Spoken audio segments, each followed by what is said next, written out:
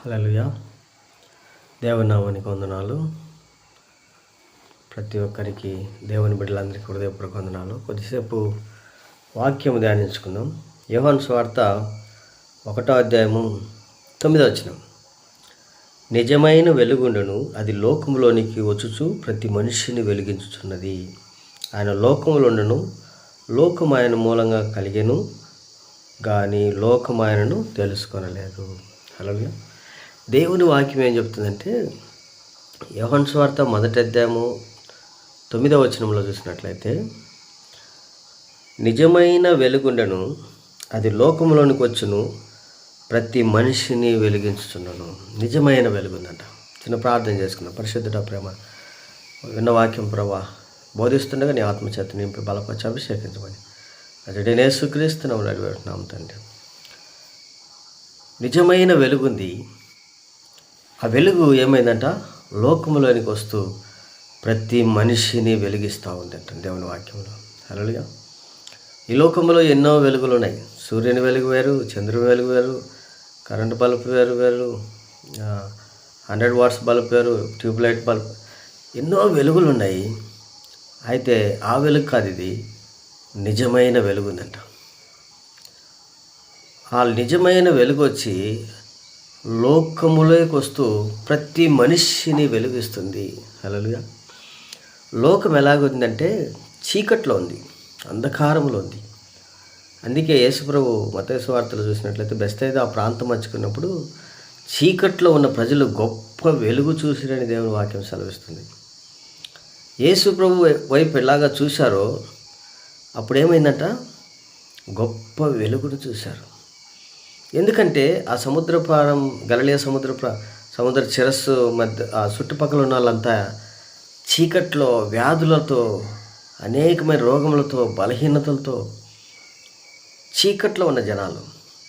యేసుప్రభు ఆ ప్రాంతానికి పోయినప్పుడు వాళ్ళ గొప్ప వెలుగులాగా ఒప్పించిండు, వాళ్ళని స్వస్థపరిచిండు, వాళ్ళని అద్భుత రీతిగా, ఆశ్చర్యరీతిగా అనేక వ్యాధుల నుంచి, బాధల నుంచి, బలహీనతల నుంచి, దయ్యాల నుంచి వెళ్ళగొట్టాడు.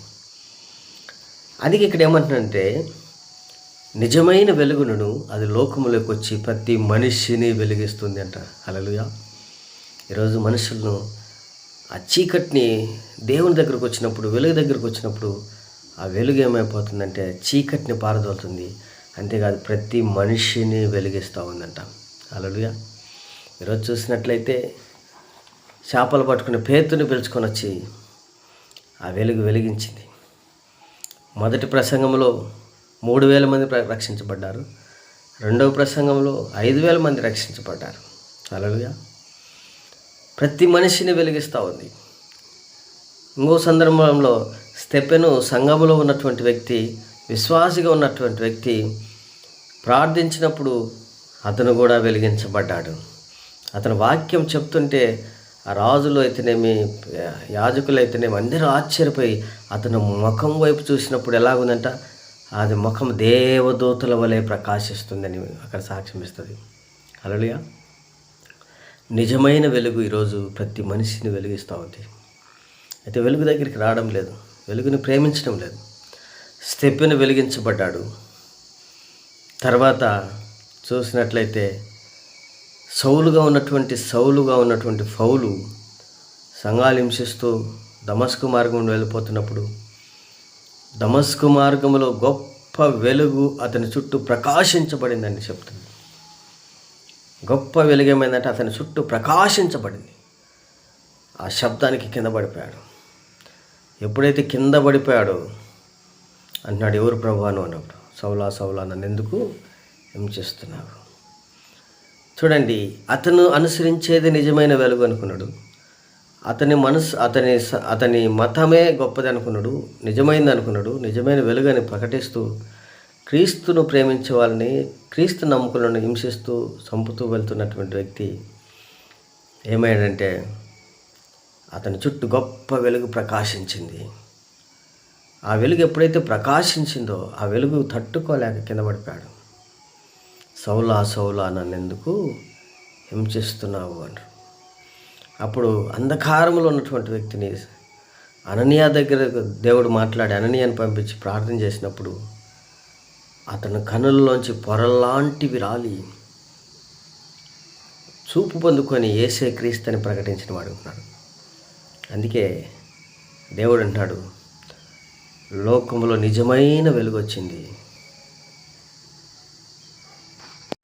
పౌలు సౌలుగా ఉండి కింద పడిపోయి చూపు పొందుకొని యేసే క్రీస్తుని ప్రకటించిన తర్వాత అతను వెలుగుతో నింపబడ్డాడు. అనేక ప్రాంతాల్లో ప్రసంగాలకు, అనేక రాజుల ఎదుటను, అధికారుల ఎదుటను సాక్షిగా, అన్యజనుల ఎదుటను సాక్షిగా నిలబెట్టాడు. దేవుడు ఆ నిజమైన వెలుగు ఇతన్ని వెలిగించిన తర్వాత అనేక ప్రాంతాల్లో అనేకులు వెలిగించుకుంటూ పోతున్నాడు. హల్లెలూయా. ఈరోజు ప్రతి మనిషిని వెలిగిస్తుంది. ఈరోజు నువ్వు ఏ స్థితిలో ఉన్నావో, నువ్వు ఆ వెలుగు దగ్గరికి వచ్చి నువ్వు కూడా వెలిగించబడతావు, దేదీప్యమానంగా ప్రకాశించబడతావు. హల్లెలూయా. ఒకవేళ చీకట్లో ఉన్నట్లయితే ఆయన వెలుగులోకి నువ్వు వచ్చినట్లయితే దీవించబడతావు. హల్లెలూయా. ఇండియా ఒకప్పుడు అంధకారంలో ఉన్నది, చీకట్లో ఉన్నది, అనేకమైనటువంటి మూఢాచారంలో, సతీసాగమంలో ఉన్నది. హల్లెలూయా. విదేశాల్లో మదర్ తెరెసాను వెలిగించాడు దేవుడు. ఇండియాకు వచ్చి అనేక సేవలు చేసింది, కుష్ఠవ్యాధులను స్వస్థపరిచింది, పేద ప్రజలకు గంజి వేసింది, కట్లు కట్టింది, వెలిగించబడిందమ్మా. హల్లెలూయా. William Carey వెలిగించబడ్డాడు. ఈరోజు నిజంగా ఆయన బర్త్డే 200 చిల్లర బర్త్డే ఆగస్టు 17వ తారీఖు.